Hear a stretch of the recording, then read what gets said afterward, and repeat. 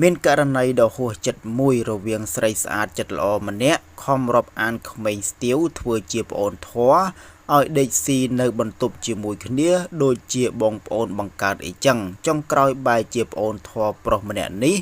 បែរជាបែកគំនិតលួចម៉ូតូបងស្រីធွာទើបតែបងរំលោះថ្មីតែងយកទៅបាត់យ៉ាងរំភើយបាត់អស់ពី3ថ្ងៃសំណាងល្អក្រោយពីមានការផ្សព្វផ្សាយតាមរយៈបណ្ដាញសង្គម Facebook បាន2ថ្ងៃសមត្ថកិច្ចក៏បានជួយរកម៉ូតូឲ្យឃើញវិញ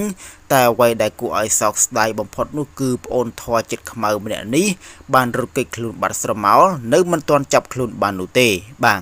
នេះគឺជាករណីបាទដ៏ហួសចិត្តមួយបាទគឺបាទមានបងស្រីធွာចិត្តល្អម្នាក់ហ្នឹងបាទខំហៅប្អូនធွာបាទរាប់អានគ្នាបាទឃើញប្អូននឹងអត់បាទស៊ីអត់ស៊ីឃ្លានមិនមានផ្ទះនៅបាទក៏ហៅមកឲ្យនៅបន្ទប់ជួលជាមួយគ្នា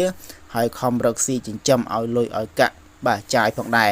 ក៏ប៉ុន្តែបាទប្អូនប្រុសធွာម្នាក់នេះបែរជាមិនដឹងគុណបងស្រីធွာក៏បាទលួចម៉ូតូបងស្រីធွာទៅបាត់សមោលផងដែរបាទនេះគឺជារឿងរ៉ាវមួយបាទពិតជាហួសចិត្តមែនតើមកគេថាធ្វើបន់បានទោសបងប្អូនបាទអញ្ចឹងជាចុងក្រោយនៃវីដេអូនេះសូមបងប្អូនទាំងអស់គ្នាបាទគិតពិចារណានិងខមមិននៅខាងក្រោមវីដេអូនេះទាំងអស់គ្នាបាទ